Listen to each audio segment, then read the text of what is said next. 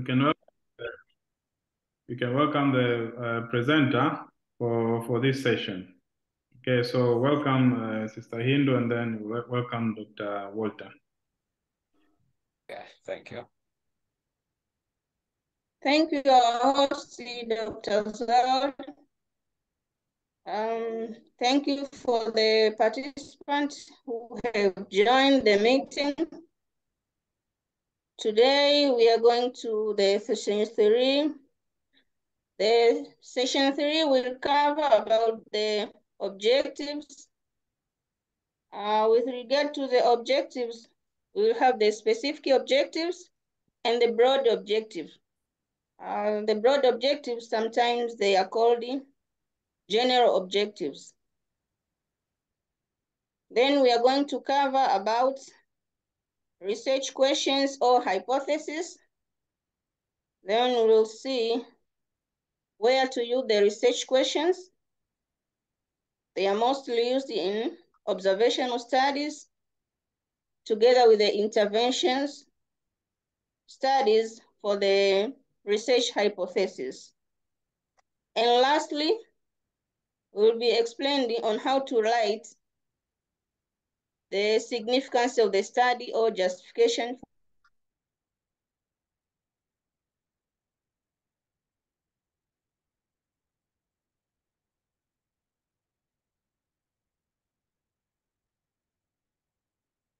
Sister Hindu, you have muted yourself. Hello? Yes, I can hear you now. Can you hear me? Yes, I can hear you now. Okay, so with regard to that, today we are going to finalize the chapter 1,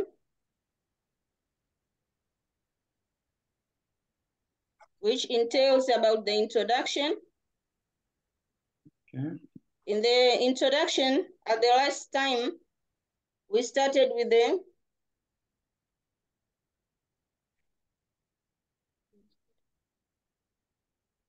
background and problem statement writing. This is according to Benjamin Mkapa Hospital research or proposal format.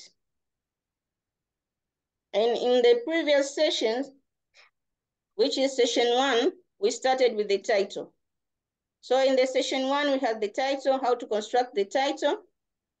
The session 2, we had the background and problem statement. And today for the session 3, we are going to cover about objective, research questions or hypothesis, together with the justification on how to write it with regard to the introduction part. So today we are going to finalize the part 1 of the research or the part 1 of the proposal, which is the introduction, which covered different sessions. By saying so, let me welcome Dr. Walter so that we can finalize these 3 parts of the today's introductions with regard to our format. Welcome, Dr. Walter, for the presentation. Okay, thank you, Madam, and thank you, Dr. Z. Good evening, all, and I hope we are all fine. So this is a continuation of the previous topic, the previous session, which was session 2, and it was all about an introduction to the research proposal writing, but also the research program. And Madam Muhindu has at least given us the background, has reminded us about the topic that we did in last session. So today we are continuing with the research objectives, research questions, stroke hypothesis, but we are ending up with the significance of the study. So with these 3 concepts, we are going to know also, at least to have a basic understanding of what is research objectives, research questions, research hypothesis, but also the significance of the study and how to write them. So by nature, the topics, the topic is very huge, but I've tried my level best to condense them and make them very clear. And I think we are going to get some knowledge from there. So as I said, this will be our objective. Our objective will be mainly on the research objective, research hypothesis and question, but also how to write them, including the significance of the study.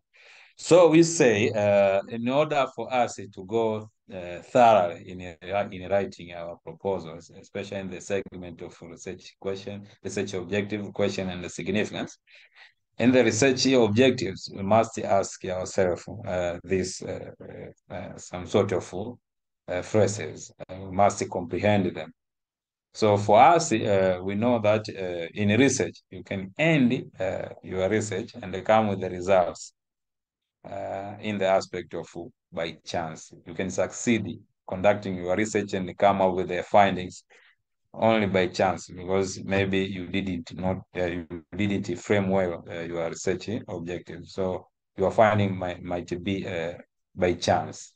You see, and then there are some activities that you need to focus on the intention of your research, and it's where you can get a very targeted outcome, the intended outcome. So for you to have a good and successful end point of your research, you must have a target.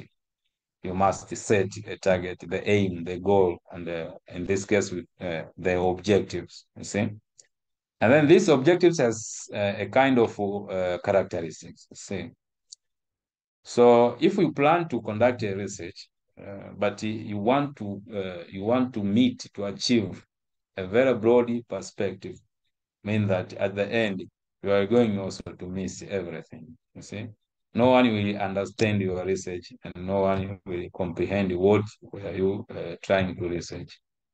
But if you figure them and you structure them in a very specific way, it's where you can achieve your goals, your intention of your research very successful. You see. So for you to be very specific, it means that in setting up the objective, you must at least have a single tasking approach. A single tasking approach is where you can achieve your goal very quickly, but in a very high quality. So you are going to come back with a very high quality results.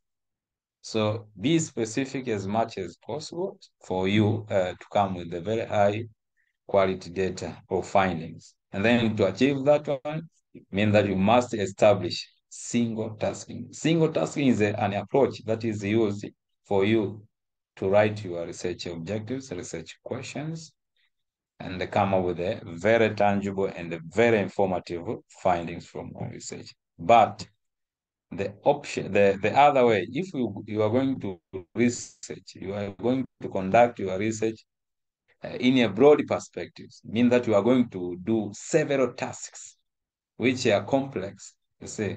And this approach is called the multitasking approach. There are some researchers who conducted their researches using multitasking approach. It's where they have several issues that have been written in a broad format. And then this one, they are ending up with a very stress, and then they bring very low quality results or findings from the field. So for us to be very successful in our research, we must adopt doing a very specific activity by adopting a single tasking approach for you to come with a very good findings. So what are research objectives? Research objectives, these are small particles, we say, small entities, or very narrowed components or essentials that originate from the research problem. So I mean that in the other way, you say you can never write research objectives or research questions without first having research problem. So research problem is the prerequisite of research objectives and research questions. So make sure that as we researchers, beginners who are writing research or proposals, for you to reach your research objectives, you must first have research problem, a very well stated research problem, because all research objectives and the questions are originating from the research problem. It's where your reader can find unanswered questions, the gap that we are going to address. The gap that we are going to address is the one that enables you to develop and write research objectives and research questions. See? So research objectives and research question must closely related with the research problem. See? And this concept also can be defined as the goal of the research, the goal of the study to be achieved. No study that has got no intention.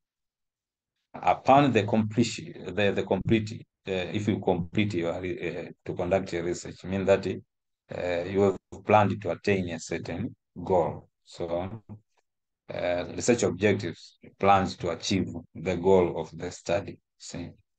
So we have some requirements.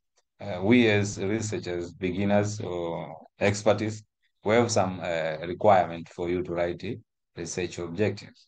So your research objectives must demonstrate the focus. It must be specific enough for you or for your readers to understand that this research is directing towards this end. You see? But it must indicate the components equivalent to those in the title. So we said in the title, the first session, as Madam Hindu said, you begin with the how to write a title. So the title is components. The components is variables. You see, study population, study setting, and sometimes study design. So in the variables, we have independent and dependent. You see, so no objective that has got no component. There must be independent versus dependent variable, but also study population and study setting for it to be complete. See? And then it must be clear enough so that your reader identify easily the variables that a very specific objective or every specific objective is targeting to achieve. So every specific objective must have components. In this case, is independent, dependent, study population, but also study setting. See? And this objective must be measured. The variables that you insert or you write there in the specific objective or broad objective must be measured. See, measurable. See? And then you see, you must also know that no any specific objective or broad objective without action verb. So one among the characteristics of a specific objective or broad objective, there must be action verbs. You see, to assess, to determine, to explore, to investigate. These are action verbs that introduce your specific or broad objective. So no objective must not have an action verb. See? And then all of the objectives that we are going to set or research question, they must fall within the scope of our research. So in this case, it's not recommended by scholars that you write a specific objective or broad objective, which is outside the scope of your study. If we're studying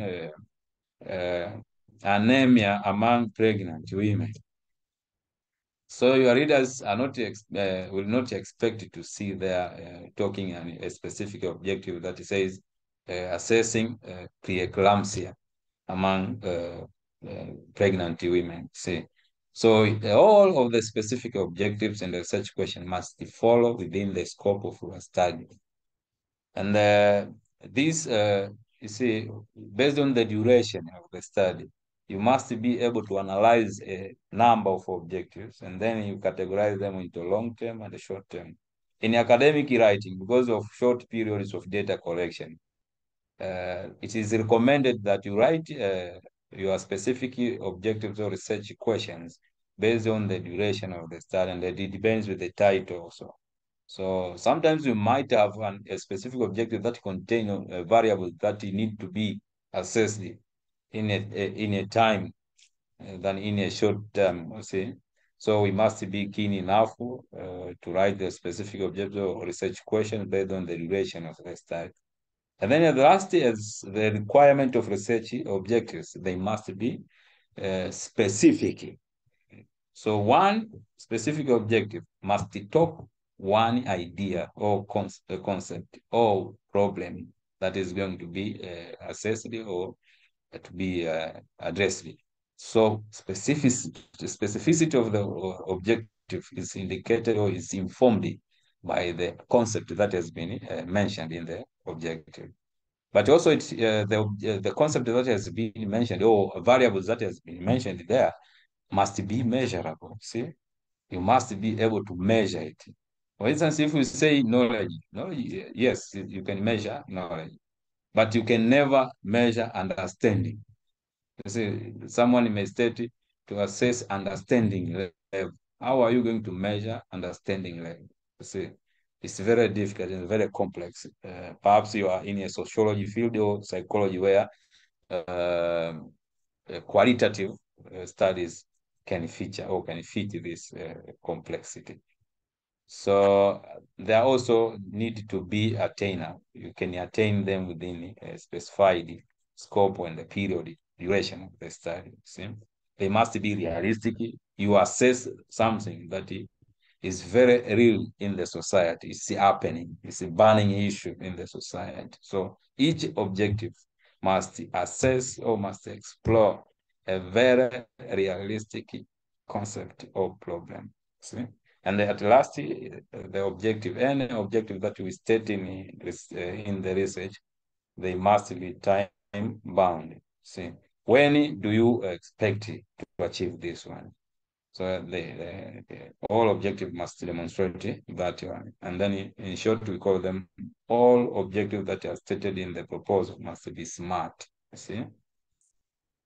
So broad objective. We have two types, as Madam Hindu said. We have broad objective and a specific objective. So when we say broad objective, this is just a declaration. And by the word itself, it's a broad means that it combines more than two concepts.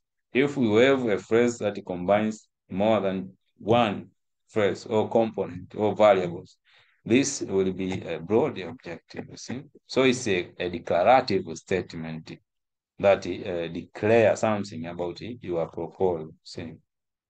And it is recommended that when you write a broad objective, make sure that you do not use biased verbs. We have non-biased and we have biased verbs. So in broad objective, we are recommended to use non-biased verbs. See? For instance, to examine, to determine, to test, to investigate, to inquire, to compare, to differentiate. These are non-biased. See, when we say non-biased, it means that you as a researcher, you are in a neutral position. You don't know yet which direction will the findings be, whether in the left or on the right. So you are in the neutral position. So action verbs that are in a neutral position for broad objectives are these examples here, some of them, to inquire, to compare, see, rather than when you use biased words. And the biased words, as you can see some of the examples, maybe to indicate, to show, to demonstrate, to prove. So if we say to prove, mean that you as a researcher, you have already known your position in this study, and therefore this will not be a very valid research for you. Say that I've done or have conducted a research on this one. So we are recommended to avoid biased words when you formulate broad objectives. And these are some of the action verbs, non-biased action verbs and the biased action verbs. Same. And then in the broad objectives, we are also recommended to show more than one. You are allowed to demonstrate more than one variables. So that's sometimes you see some researchers can say that broad objective is equivalent to the title, because the title by itself is a broad phrase in your research proposal. See? So you can see, you can find independent variable and a dependent variable or outcome variable in a broadly objective. But sometimes you can never find those more than two components in one in the specific objective. See? So in the broad objective, one of the indicator that this is a specific objective, the second indicator is the presence or the use of the words and or the word. These words can also be applied or used in developing broad objectives. So you can say to assess knowledge, attitude, and skills. You see, three components or variables are in the same objective. That's why we say this is a very complex and it's a broad objective. So if you find non-biased words, but you have also some words there like and or these are the indicators that this might be a broad objectives. But in the specific objectives, we are recommended to write them, and they must be in the chronological order. See, the way variables appears in the research title, make the variables flow well in the research objectives also, especially in the part of specific objectives. So they must be chronologically, not skipping here and there. You organize them chronologically as they appear in the research title. But also they must demonstrate what is there in the title, in the specific objective. What is all in this specific objective? What is the intention of that specific objective? Is it going to assess knowledge? Yes, to say to assess knowledge on preeclampsia among. This is very specific. It talks about a single variable over the outcome variable. So what is to be done and who, where, when, for what purpose. So this informs us that writing a specific objective is very technical. It's not an easy job. You must be keen enough for your readers to understand it and for you to come with a very tangible and valid findings. See? But they should also show variables to be measured. And here now, being a specific, if we see a specific variable uses words as they are used in the broad objectives, mean that we are recommended or we will be sure that this might not be specific objective. So we are recommended to limit the use of the word and. See, for instance, you are talking of the independent variable. See, to determine the effect of paracetamol and diclofenac on. So if we have these two independent variables, mean that this is no longer a specific variable. It's a broad variable. See, so independent variables are suggested to be one in a specific objective, but you can have more than two outcomes. See, so in the specific objective, the main concentration is on the independent variable. They should not be more than two, but the outcome variable can be more than two. See, while in the broad, you can have more than two independent variable and more than two or more than one outcome variable. See, that is a different, another difference between the broad and the specific. And the action verbal in the specific objective depends on the approach of the study or intention of the study. So intention of the study also ties with the field of someone. So for those who are doing their researches in sociology, psychology, social sciences, who need to study behavior issues there, they are the ones who commonly use qualitative studies, see? But in pure science, like healthy, engineering, mathematical, you see, we use quantitative.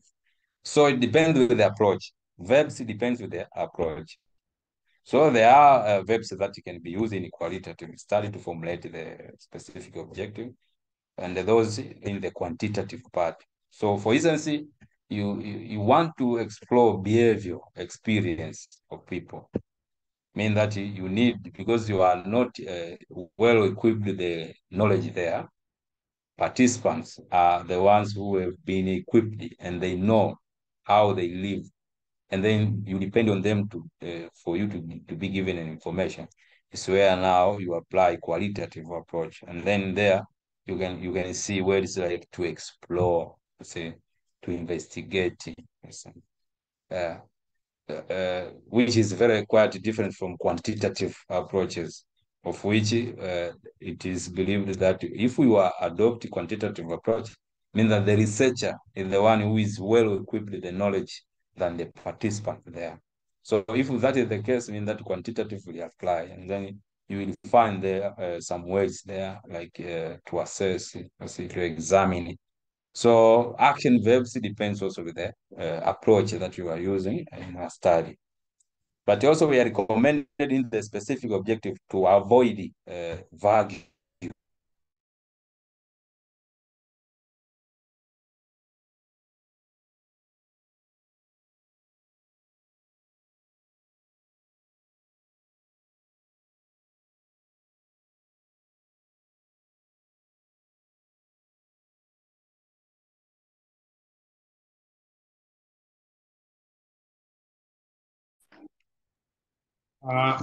Sorry, Dr. Walter. I think you just start. We cannot hear you right now. Yes, you can see the screen very well. Yeah, so I was saying the about the requirement of the specific objectives. Sorry for the inconvenience. So see how to write them. For instance, you want to study. Do you see the screen? Sorry. Yes, we can see the screen. Okay. So now we how to write the research objectives. See. So research objectives. For instance, we have this title here. We have a researcher who was assessing the availability and accessibility of the voluntary counseling and testing (VCT) services for HIV infection prevention among young people in countries X. Now, these were the objectives, and we can examine them and maybe evaluate them if they meet to be broad objective or specific objective. So, one among the broad objectives that was written in this title was to identify factors that affect the acceptability of VCT services and to assess young people attitude toward comprehensive care and support among people living with HIV in country X. This was the broad objective that has been extracted or written based on the research title there.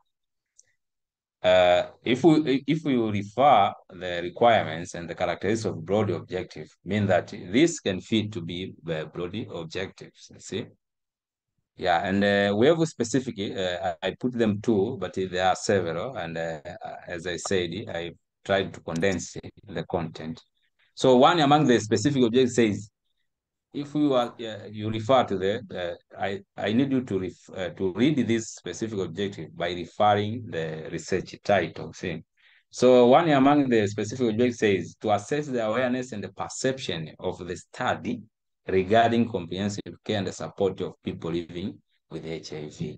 So we've talked about the components on all the requirements of a specific objectives. So you can examine this one. Is it a real specific objective that is reflecting the title or not? And then the second also to explore acceptability of the voluntary counseling and testing services for HIV infection prevention among young people in country X. So if we examine the broad, we can say that the broad also, it is broad because it has the components and it features the components or characteristics of being a broad objective, and it reflects the title. But also you can examine the specific objective. The first objective has some issues that we talked about, see, to assess awareness and the perception. These are independent variables, you see. there are two. And then if there are two, mean that it's lacking the quality of being a specific objective. But if you examine the second objective, at least you can tell you the characteristics and the components of the specific objective. This one fits to be a specific objectives. See, that's what we said about the broad and the specific objectives. Yes. So, and when we are writing, we have some requirement in the research questions. You see, all of the research questions we say they must also reflect it with the research title, research problem, but research objectives. And the requirements for research questions mean that they must be researchable. Ask or develop or frame your research questions to be answered by something or by unknown knowledge. So there must be something which is not known. And then you establish a research question for you to come with the findings and to uncover what is not known. You see, and then the research questions must require more human and non-human resources. It must be very feasible, as we said in the characteristics, and then must be very specific as specific objectives and relevant to address the problem under study. And it must demonstrate originality. Originality means that the question has never occurred, has never been asked in research. And then you are the one who want to unfold what is not known about the topic under study. You see. So, for instance, you are studying knowledge on preeclampsia, you see, among young or among youth, you see. And then the question that you are asking about preeclampsia about among youth, once you Google, you have plenty of them, mean that you have no new issue there because it has already been studied by several scholars, you see. So originality means that you have your own, which has never been answered by any scholar, see, in the topic under study. That's what we mean by originality, you see. Yeah. And then we have criteria for writing the research questions, see. So all of the research questions, and then these also may be also applied to the research objectives. They must inform something than instructing what you are going to do.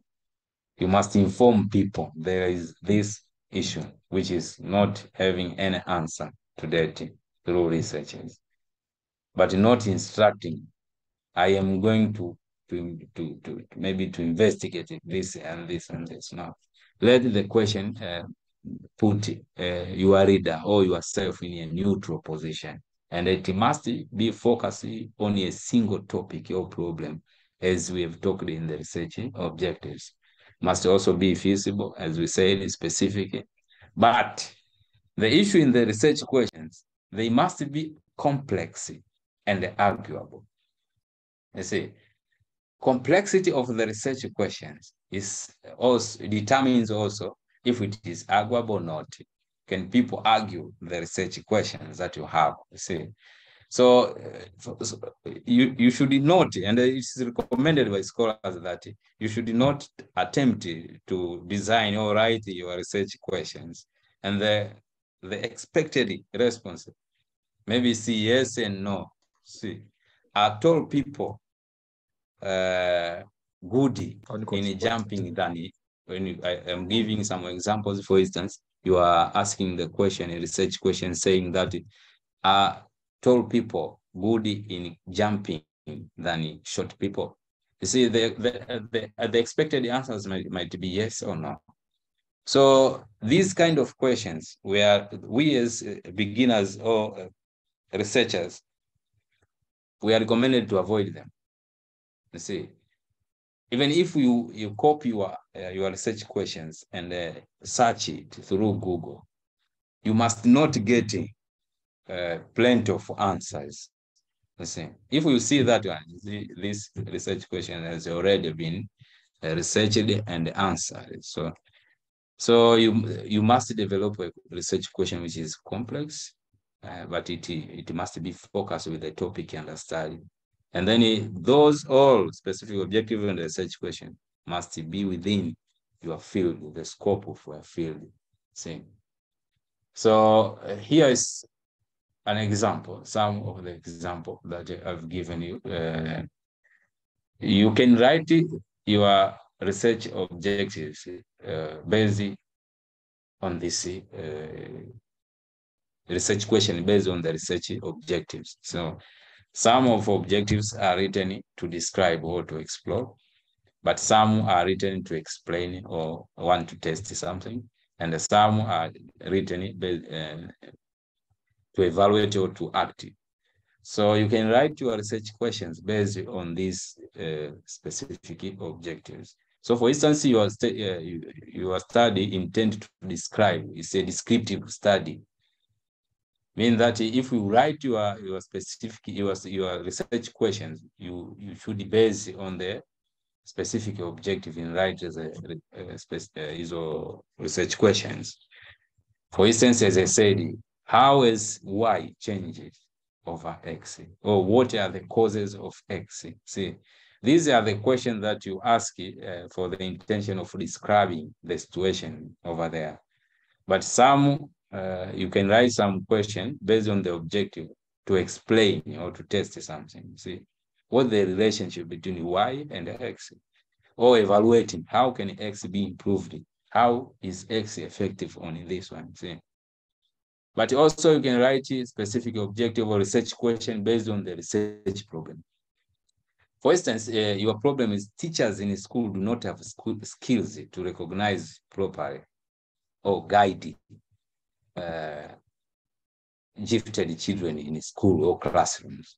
So your question, based on the research problem that you have identified that teachers are not empowered enough to deal with the gifted children in classroom.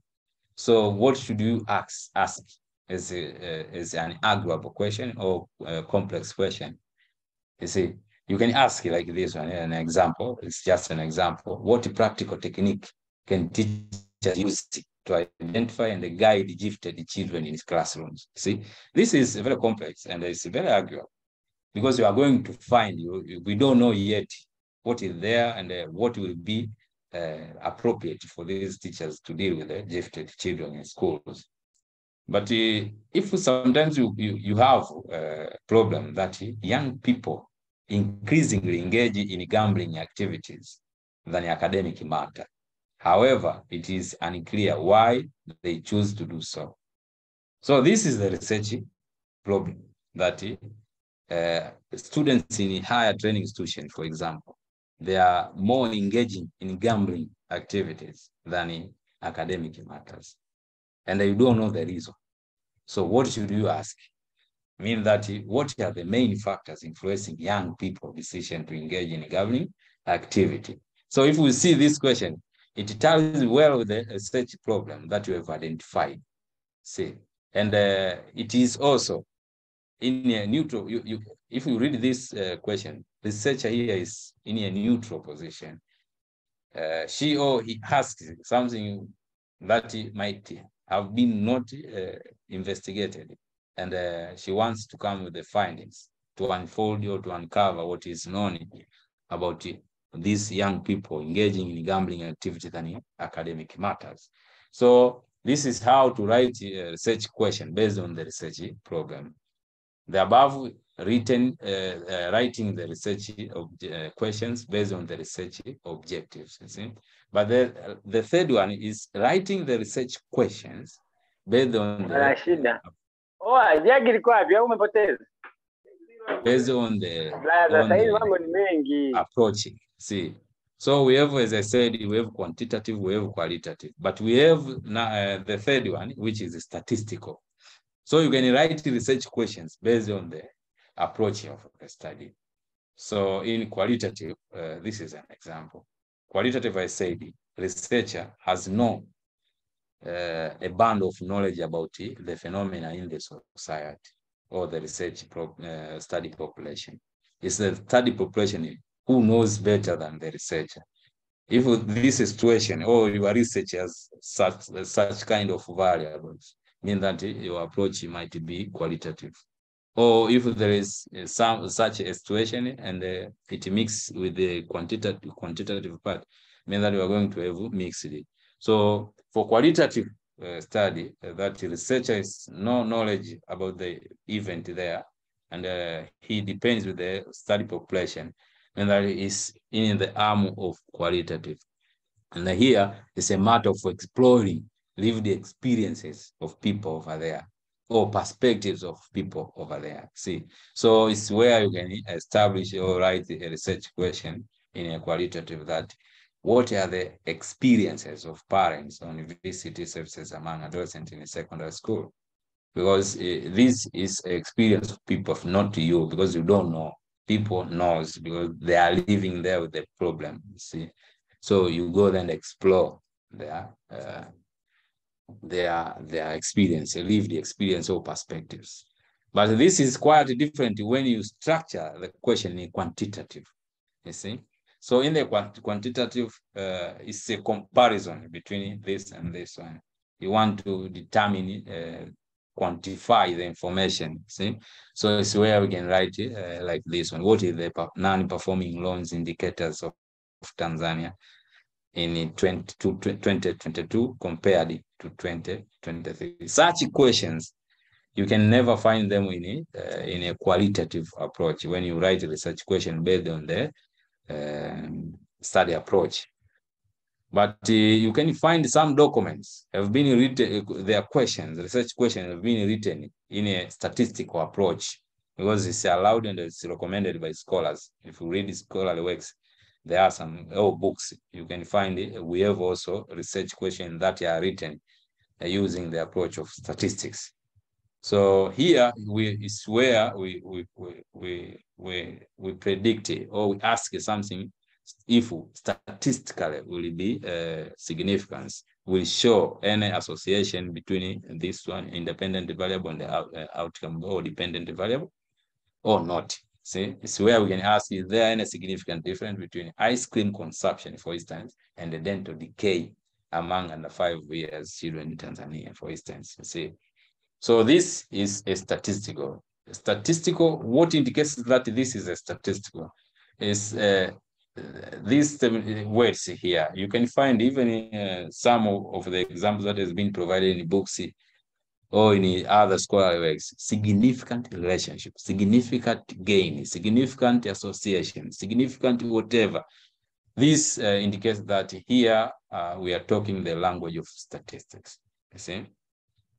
Yes, so issues like comparison, exploring experience, perspectives, you see, these are dealing with the qualitative or quantitative part. But these are the how to write research question based on the study approach. We have 3 of them. So we have to write a specific objective, either based on the specific research question, either based on the specific objective or research problem or study approach.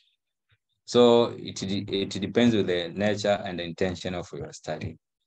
So these are the aspects that will guide you on how to write research questions.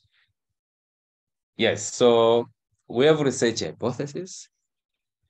Research hypothesis, as Madam Hindu said, that research questions are commonly used in observational studies. When we talk of observational study are those studies that do not manipulate study population or participants, see. And we are talking of cross-section, case study, cohort, see, case series, see. Those studies that do not manipulate study population are under observational studies. And there are those commonly where we use research questions. And those studies that are manipulating study population, we are talking of interventional studies when you talk of quasi-experimental, randomized controlled trial. These are studies under interventional or experimental. And the main feature here is they manipulate study participants. So you can use a research hypothesis in interventional studies, but scholars also, or books, they suggest we have two types of them. We have research hypothesis that can be also used in observational studies, but also we have statistical hypotheses that always are used in interventional studies.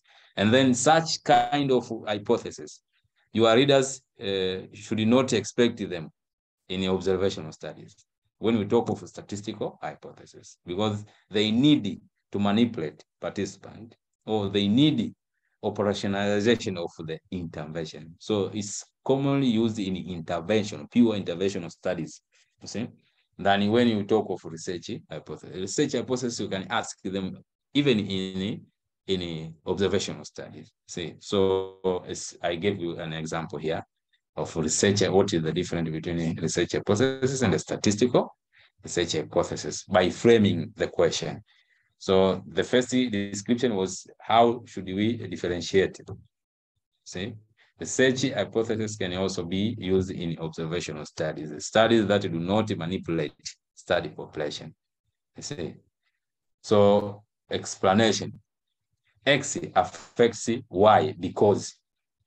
Now you give rationales. So if you see a research hypothesis like that one, mean that this is under research hypothesis, which can be used in observational studies, you see.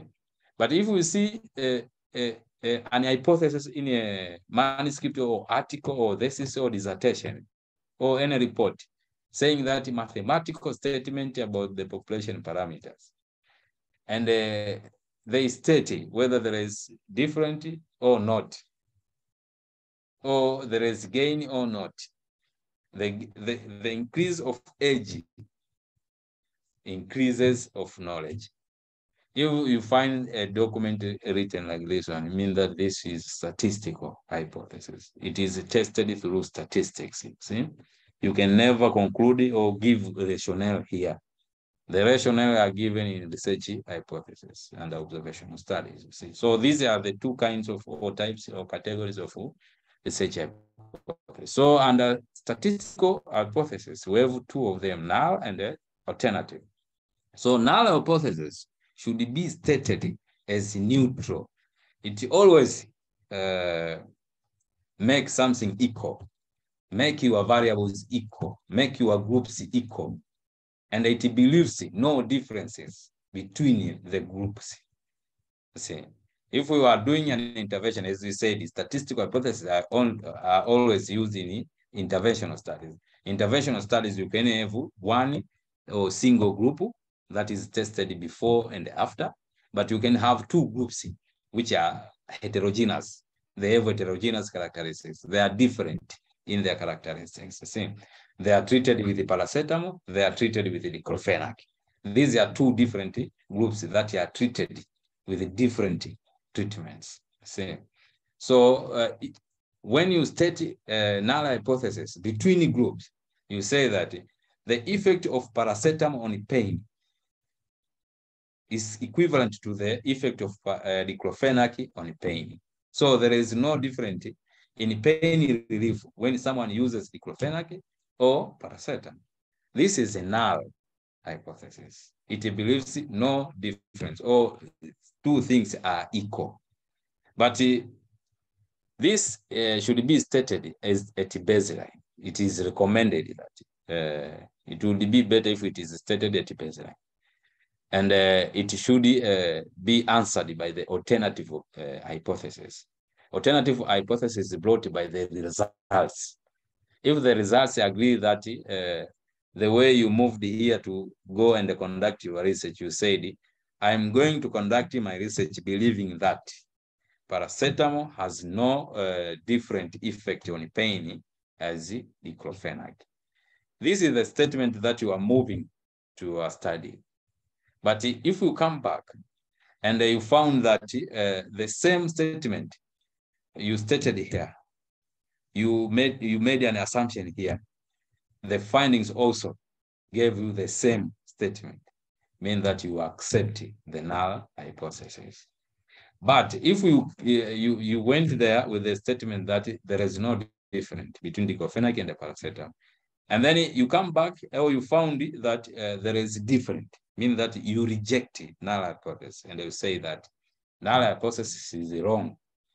There is a difference between someone who is treated with diclofenac on pain and someone who is treated with the paracetamol on pain. These are the statistical hypotheses, and they are used in interventional studies. Interventional studies may include quasi-experimental, which is one group or two groups, but also randomized controlled trial once you want to test something or to manipulate the participant. So these are the hypotheses. See, now how to write a hypothesis? You have 60 steps of you to write a research hypothesis. So you must follow them and adhere them step by step. Ask first the question, see. And then from there, search what others have done on this one. So you pass through theories, literature, reports, theses, dissertations, see. And then from there, this is called literature review, theoretical review. It's a kind of situation analysis for you to qualify your research hypothesis, see. And then from there, you construct a framework, a concept, your concept. You establish a framework of your concept from the review that you have done to see that there is this one, see? And then from there, you formulate the initial idea as an initial stage to start writing a very concise sentence, see? I opt, because I am doing cross-section study, whether descriptive or analytical, I am opting research hypothesis. If I'm doing quasi-experimental, I am opting statistical hypothesis. And then it's where now I formulate a very concise sentence. There is no any difference between being treated by paracetamol on a relieving pain and being treated with the diclofenac on relieving pain. See, and then you start you continue to refine it, and then you make a very concise phrase that indicates the variables.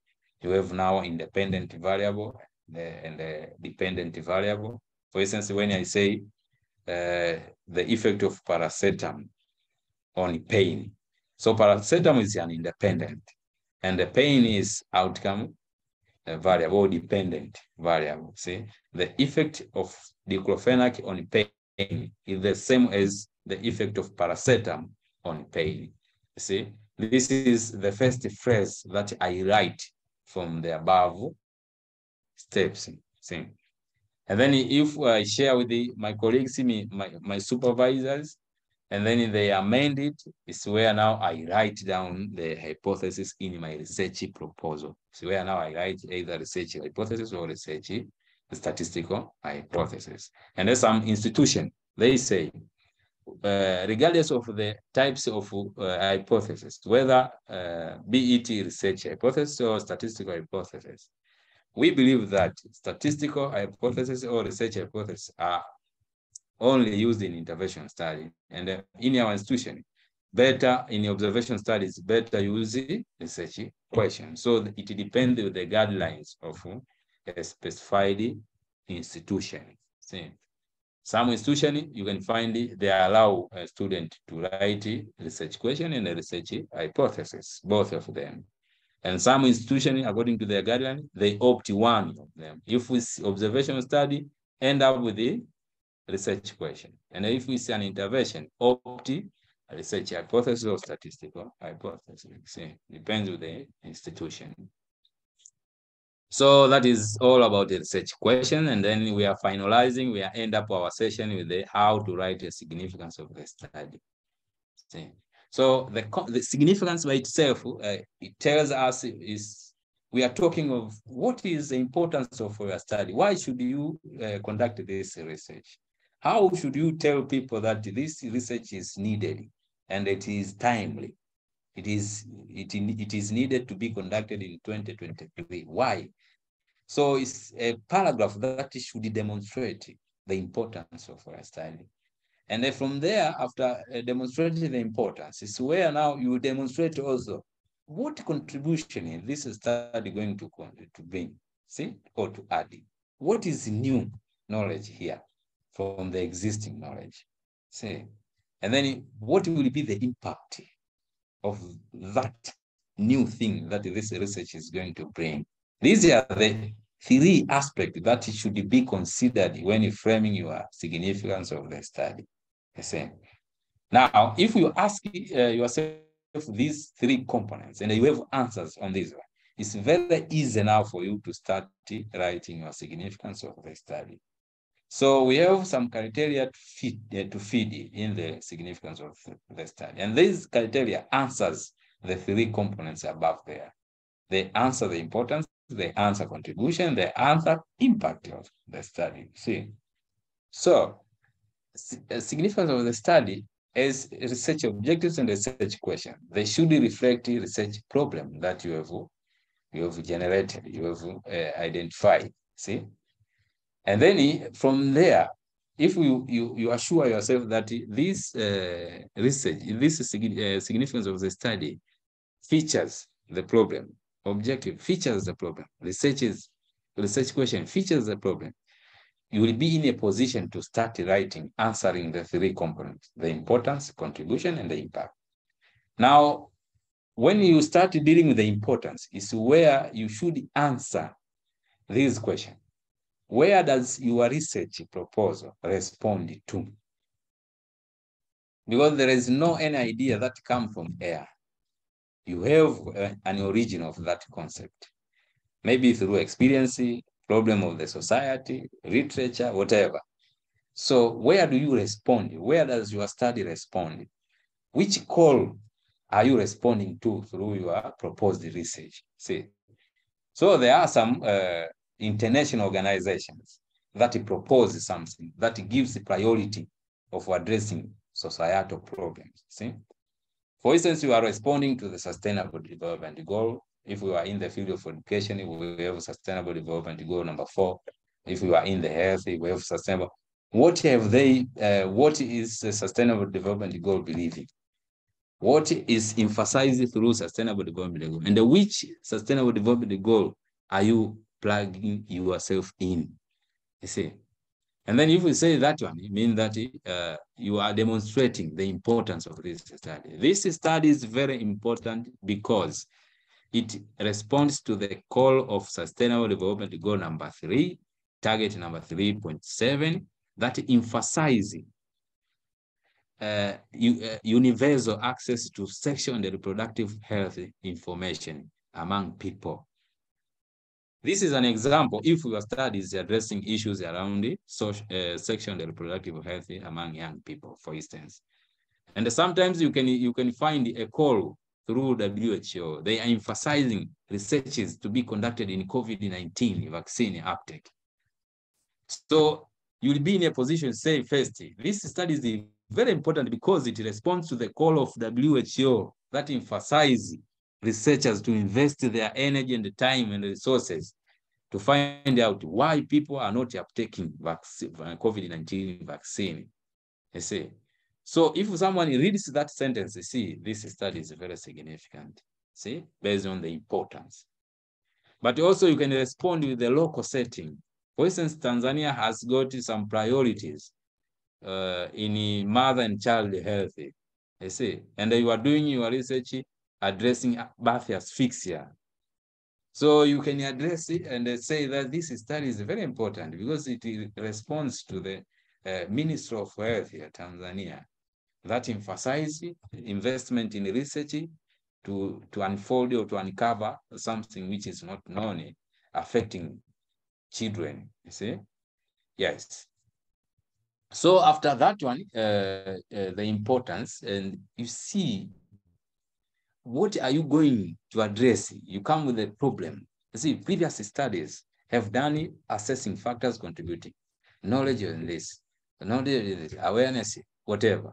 But none or limited information is there that has studied genital mutilation among females or girls.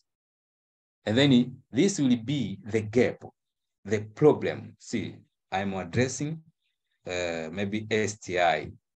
I am addressing HIV. I'm addressing child labor, you see. the problem of public or professional concern gives you the significance of your study.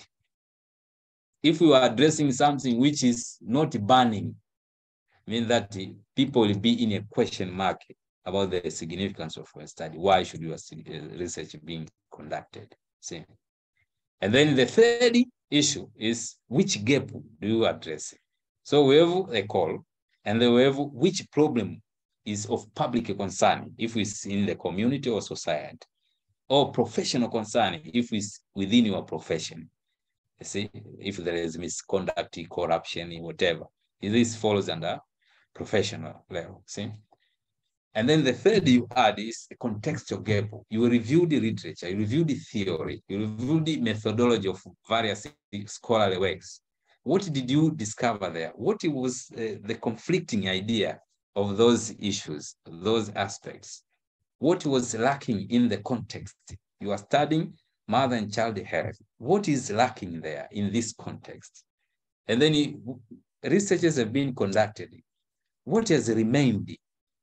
What is not known from the existing knowledge that has been conducted? And then the methodology. Many researches have been conducted in cross-sectioning, which is descriptive. None or limited is demonstrated in analytical cross-section, meaning that here is a methodological gap. Many studies have been conducted to study under 5 children, but limited has been demonstrated that have been conducted to study youth, meaning that this is methodological gap under the aspect of study population. You see, so it must, the significance must show which gap do you address. Is it contextual gap? Is it theoretical gap? Is it a literature gap? Is it a methodological gap? It must be there for this study to be significant in the aspect of gap, research gap. And it must be there, the significance of the study, based on the problem you are addressing. It must be there based on the call that you are responding to. You see, and at the end, which is commonly used by many of us, we are accepting the above 3 or 4. We are jumping directly to the findings. It's where we state the impact. Who will be affected by the finding? You see, we start directly with the findings of this study will help to inform policymakers about the situation so that they can revise the current policies. See, we are jumping directly to the impact of the finding. But scholars suggest, and by my experience, when I did my PhD, I came and realized that we were like, I were lacking the above 3. See, my significance, the first significance of the study didn't consider the 3 aspects above. I jumped directly to the impact of the finding of this study. See, so that was discrepancy. But when you read well books, some books, scholarly works, you can find that we were limiting ourselves only to the findings, the impact of the findings. But even talking of the findings itself, we were not fully enough addressing all components of the findings, the impact of the finding. So here I've put some of the components that should be considered when you are writing the significance of the study based on the findings that will be there. You must first identify the organ that will be affected. You see, you write in your summary. You must write in a summary first before you transfer them to the main document. Identify how many organs and which are they will be affected by the findings of your study. For instance, I am dealing with the mother and child health, meaning that the organs that will be affected by my findings will be policymakers who are making policies about health, you see, who are making health policy in Tanzania, but also Ministry of Health, you see, health professionals, you see, and maybe I can come to community, and lastly, researchers. So this will be the list of my organs of whom I suspect will be affected by my findings. And then after identifying them, I come with the next component, state what will the finding do to them. You see, for instance, I am dealing with the policymakers. My findings will inform. So what will my findings do to policymakers to inform them? You see? And then it comes with the third one, for them to do what? For them to revise the existing policies on hiki na hiki na hiki. You see? And then lastly, for what purpose? To improve this one. So this one, I extracted them when I was dealing with my PhD, and I identified that there were the very important components when you are framing the sentence describing the significance of the findings that you are expecting to get from research. You see? So in the aspect of findings, when you talk of the end users of the findings, you must at least adhere to the component. There must be other knowledges, but this one, I thought that is very good for we as beginners to practice and share our significance with our colleagues to see that if they really are significance of the studies. See, so this is how to write the significance of the study. And at last, I put a paragraph of significance of the study. For your time, you can pass through it, and based on the characteristics that I've said, you can find that is it really a significance of the study? Does it contain all of the 4 components that we have talked here? So we have first this concept, importance, contribution, and impact. And then to answer this one, you must adhere to these 4. Where does it respond? Which problem of concern, of public concern or professional concern, that your study address? But which gap do you address? Is it a contextual gap? Is it a theoretical gap? Is it literature or methodological? And at last, what will your findings impact end users of your research? You see? So you can base this one and analyze this significance of the study. So this marks the end of our presentation today, our session today. We have talked about the research objectives, the concept, and how to write it. We have talked about where we talked about you can write research objectives in the criteria that we have mentioned, including they must be smart, but they must reflect the research problem. And we came with the research questions where we said you can write them based on the 3 aspects. You write the research questions based on the research objectives. You write research questions based on the research problem, or you can write the research questions based on the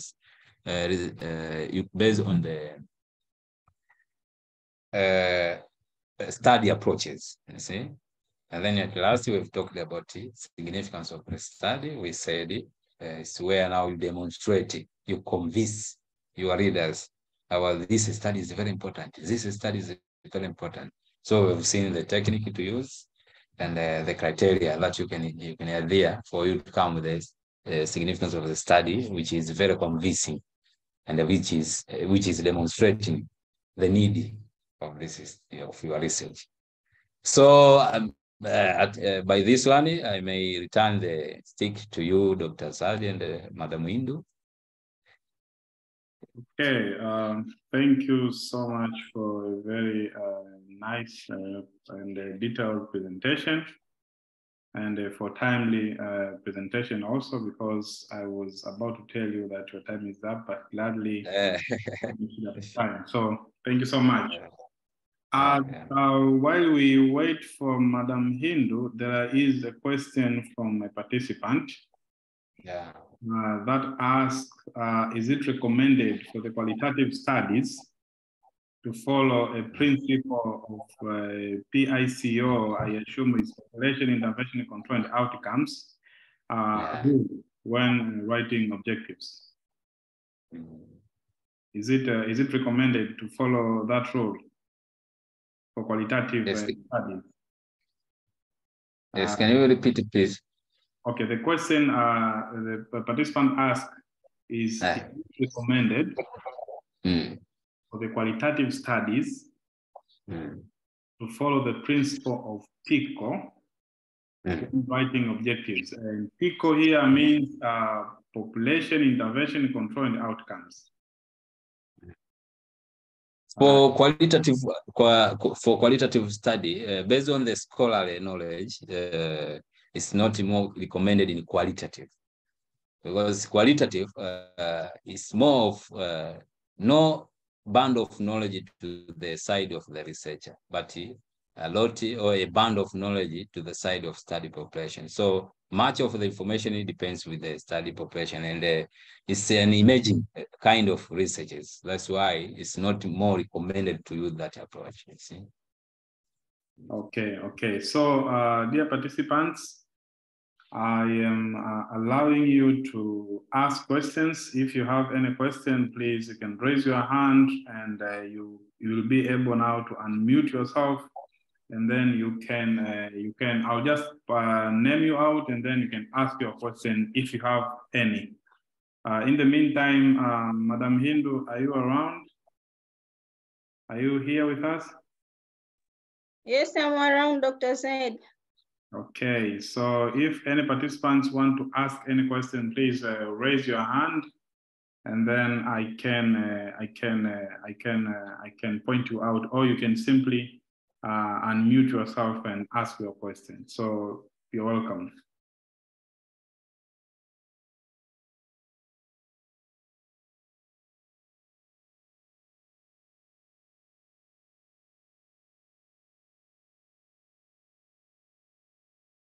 Okay, I'm not seeing anyone asking. Hello. Okay, yes. Yes, thank you, sir. Dr. Walter, for the presentation, though I joined late, and thank you, our moderator, Dr. Zaid. I would like to go back to the speaker's presentation on how we can write a well and an organized significance kind of study. I remember also during my proposal writing, I just wrote the last part whereby he just emphasized it right now, like we do jump to the last part, writing on the importance of this finding, like what will the findings do to the policymakers, I don't know, to the organization and to an individual person. So my question to him is about the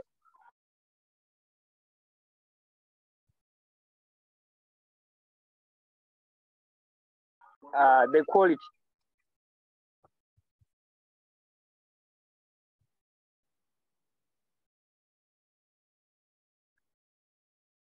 Okay, quality, your question sounds incomplete, or are you're done with the question? I think he just left the meeting, maybe accidentally. So Dr. Walter, if you understood him, maybe? No, not. I didn't catch him. Hello? Okay. So there is another hand. Could I ask it once again, Dr. Walter? Yes. Yeah, my point was on writing the significance of the study.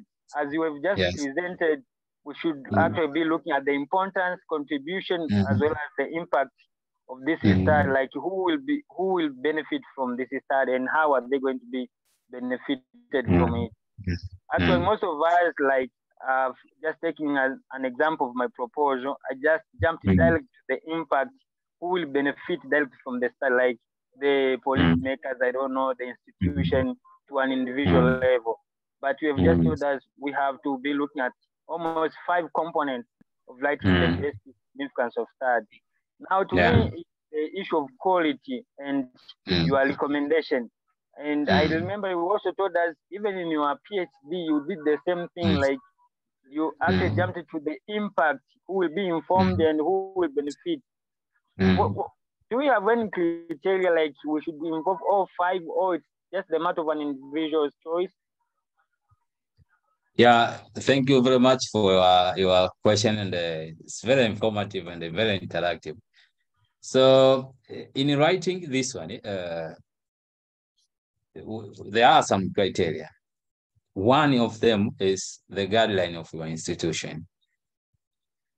And then some of the guideline prescribe that when you write significance of the study, the significance must show 1, 2, 3, 4. It's very, very clear stated there. And then the second criteria is supervisors, because knowledge is updating itself every day, every time, through scholarly works and some of the books, presentations like this we do here. We share knowledge.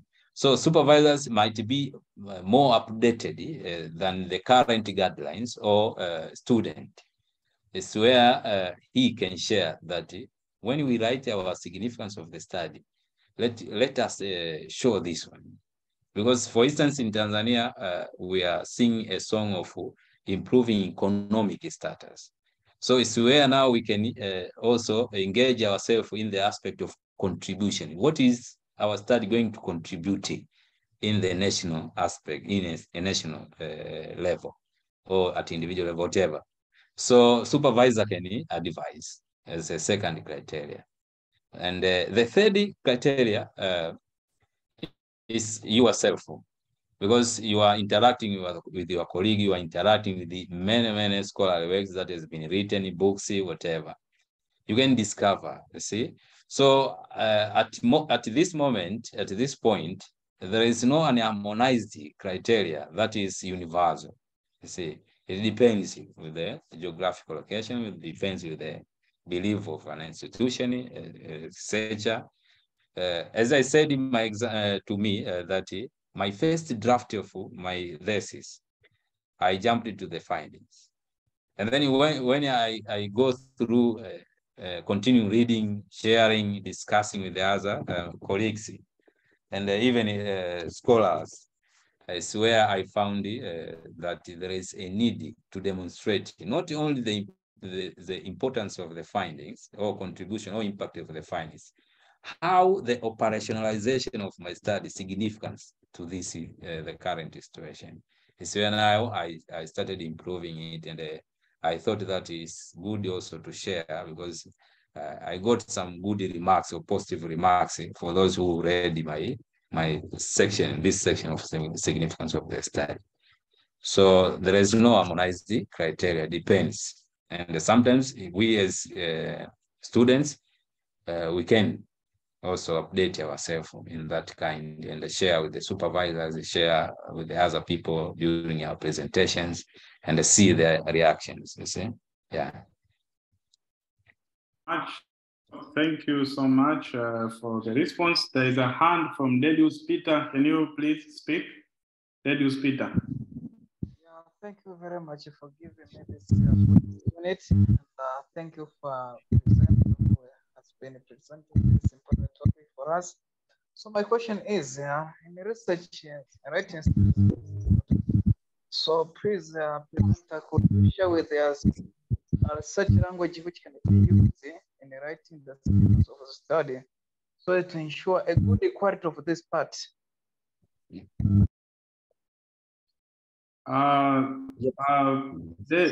you get it, Dr. Walter?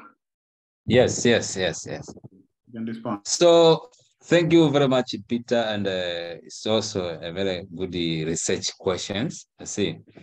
Yeah, as we talked earlier, when writing a research also has got its language. And then the language also changes based on the section of the researches or sections of the proposal. The language that we are using in the research questions might be different in research objectives. And even significance of the study has got research language, how to write it, you see. So, for instance, taking an example of the first component, where does the research respond to?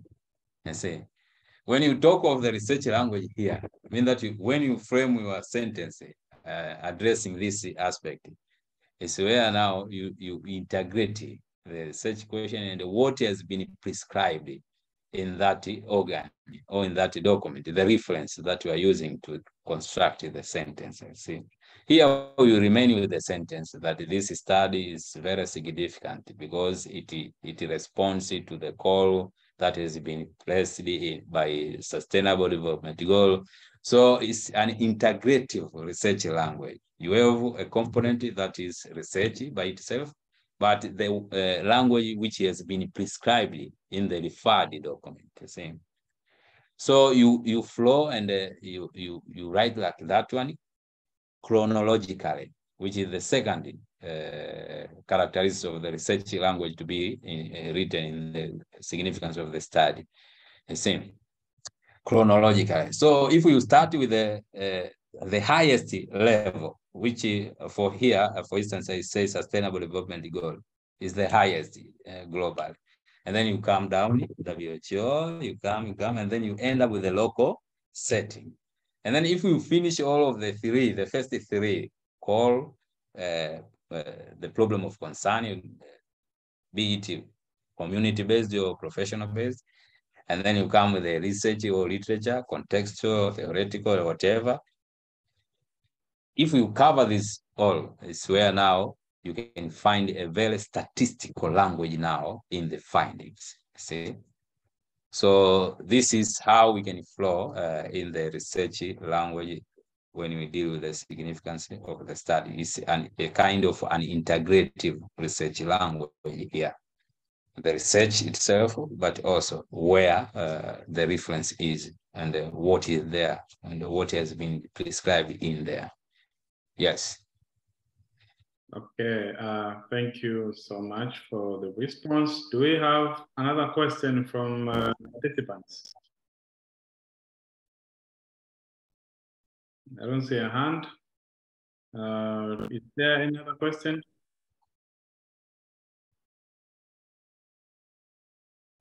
Okay, so I think you have responded well to the asked questions, and if there are more questions, then they will be asked in follow-up sessions.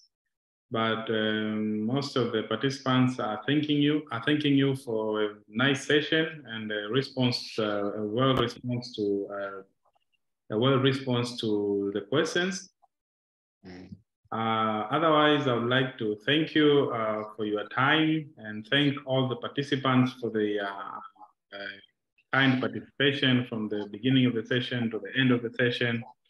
So I'm looking forward to seeing them in the next session. I'm hoping that they learn and they also share this information with other participants, and they will invite more participants. I would like to tell participants also to pass information to other participants that they should.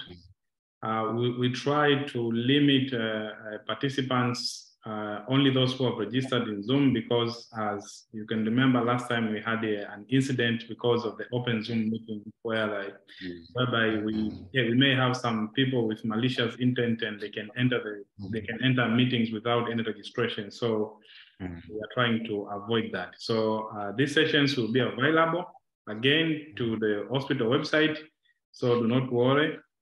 The session will be available in the hospital website, and we'll announce when they start to be available. So all the video sessions and the presentations will be available in the hospital website. So, Sister Hindu, if you have anything to say, please welcome. Sister Hindu. Hello. Okay. Yes. Do you have anything? I would like just to thank Dr. Walter for. Hello. Yes, we can hear you. Can you hear? Yes, we can hear you very well. Yes. I would like to thank Dr. Walter for a very informative presentation, and host Dr. Ved for organizing and leading the session. I have nothing to add. Very well. Okay, so thank you again, Dr. Walter. Thank you so much. And I hope to see you in the other subsequent sessions. And everyone, thank you again and have a very good evening. Okay, so a lot of thanks are coming to you, Dr. Walter, for the session. Thank you again.